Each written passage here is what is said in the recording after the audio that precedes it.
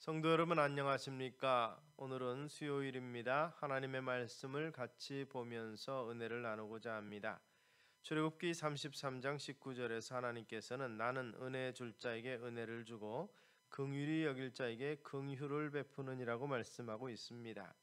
이 은혜와 긍휼, 특별히 긍휼은 이 헤세드라는 말로서 불쌍히 여긴다는 뜻입니다. 은혜는 축복 주신다는 것으로 우리가 해석해도 큰 문제가 아닐 것입니다.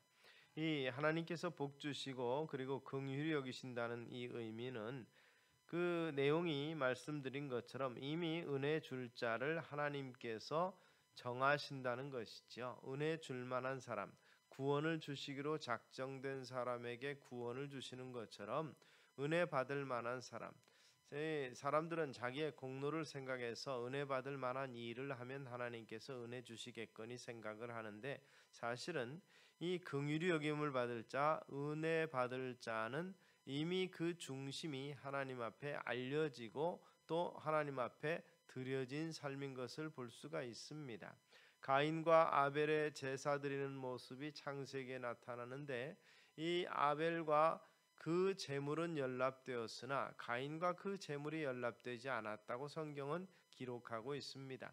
단순히 두 사람의 제물을 하나님이 받으셨다는 것이 아니라 아벨 그 인격 자체를 받으셨고 제물도 함께 받으신 것이고, 가인은 하나님께서 그 마음에 가인의 제사 받기를 원치 않으셨던 것입니다. 즉 가인의 인생 자체가 하나님 마음이 흡족지 못한 것이죠. 결국 하나님의 받음으로 그에게 은혜가 되고 복이 되고, 하나님께서 그 제사를 받지 않으므로 그의 마음은 강팍하고 악해져서 들에서 아벨을 죽이기까지 합니다.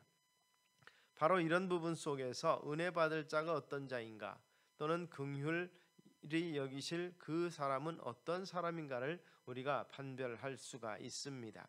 단순히 어떤 일을 했다, 하나님을 위해서 어떻게 헌신했다, 그게 사실 은혜와 긍휼을 받을 것의 기준이 아니라, 어떤 분은 그렇게 생각합니다. 그럼 우리가 할 게 뭐냐? 하나님이 다 알아서 하시는데. 그럼에도 불구하고 그 은혜 받을 만한 자가 은혜 받을 만한 일을 하게 될 때 하나님께서 그 위에 은혜를 베풀어 주시고 긍휼히 여기신다는 말씀이 있는 것입니다. 그래서 하나님께서 어떤 사역을 직접 하시지 아니하고 하나님의 사람, 즉 은혜 받을 사람, 긍휼히 여김을 받는 그 사람들을 들어 쓰셔서 그들에게 은혜 주시고 그들을 긍휼히 여겨 주심으로 그들이 사역을 감당할 수 있도록 힘 주신다는 사실을 우리는 기억하시기를 바랍니다.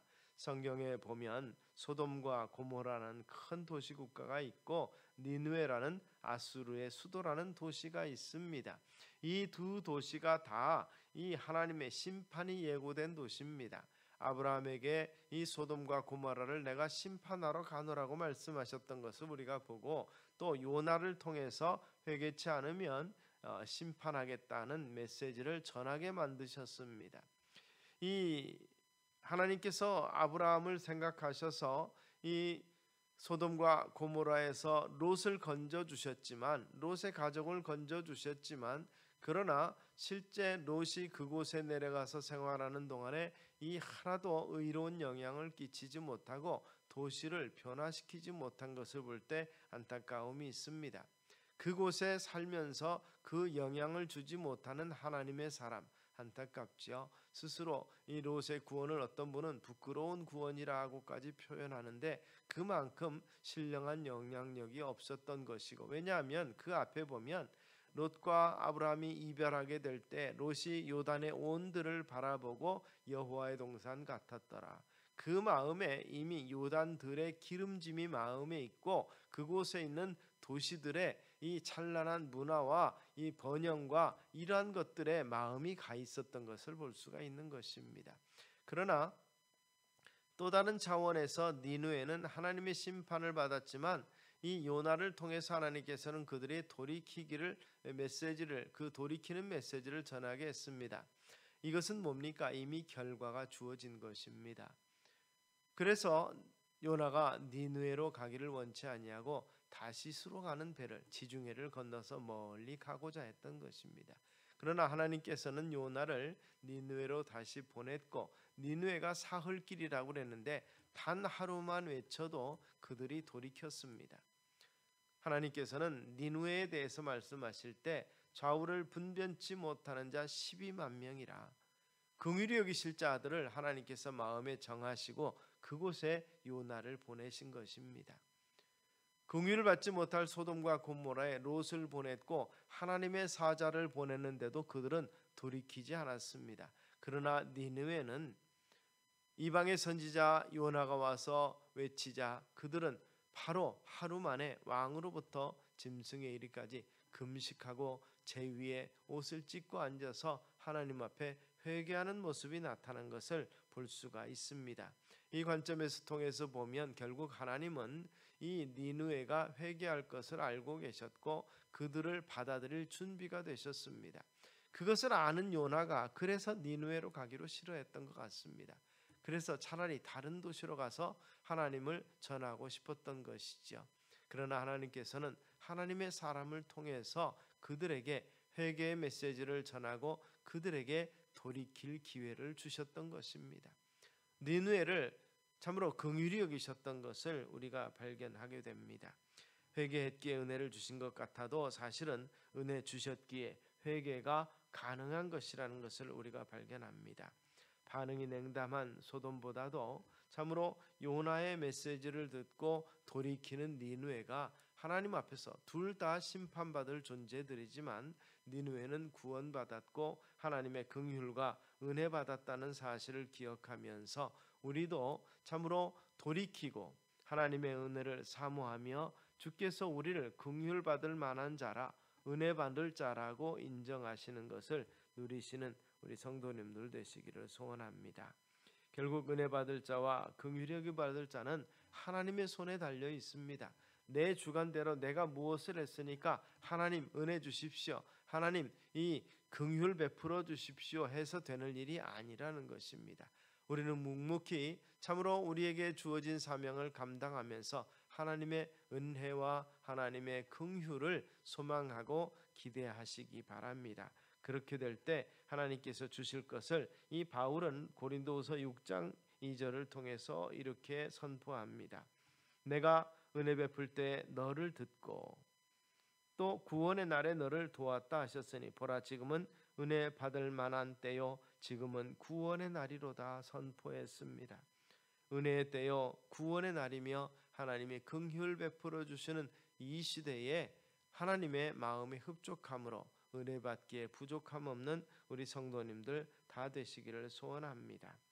이 마태복음 8장에 나타나는 백부장의 이야기가 있습니다. 그가 주님께 와서 그의 종이 죽게 되었다는 사실을 아뢰고 사람을 보내서 주님께 이 치유를 간구합니다. 그랬더니 주변 사람들이 말합니다. 이 일을 하시는 것이 이 사람에게는 합당하나이다. 저가 우리 민족을 사랑하고 또한 우리를 위하여 회당을 지었나이다. 옆에서 그렇게 이야기합니다. 그가 회당 지었고 유대인들을 사랑한 이방의 점령군이어서 그런 것이 아니라 그 같은 일은 생각과 이 삶의 표출입니다.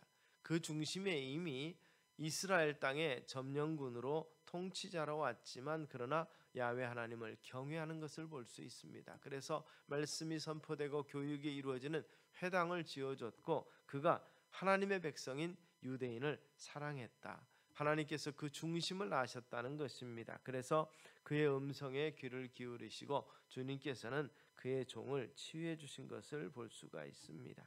이방인이면서도 이스라엘 백성을 위해서 회당을 짓는 벌써 구원받을 만한 믿음이 그 속에 있다는 것을 발견하게 됩니다. 사도행전 14장 8절 보면 루스드라에 나면서부터 일어서지 못하는 한 사람이 거린이 되어 있었습니다. 그때 바울이 설교를 하면서 보니 이 사람에게서 구원받을 만한 믿음이 있음을 보았다. 이렇게 말합니다. 그래서 바울이 일어서라고 말하고 그가 걷고 뛰게 되었습니다. 일어설 수 있는 믿음이 문제지 일으켜 세우시는 것은 주께서 하신다는 것입니다. 팔과 다리에 힘을 얻었다 그랬습니다. 하나님의 복은 받을 사람에게 옵니다.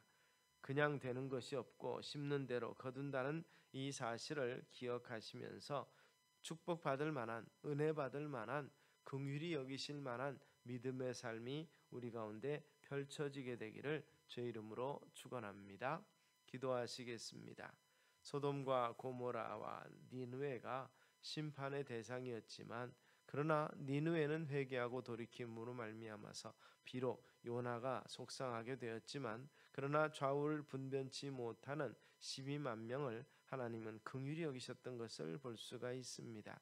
이처럼 하나님 앞에 긍휼히 여김을 받는 자여 긍휼히 주시는 은혜를 누리는 믿음의 삶이 우리 가운데 있게 하셔서 주님 마음에 합당한 행위의 결실 열매들이 우리 가운데 있게 하여 주시옵소서. 예수님 이름으로 기도드리옵나이다.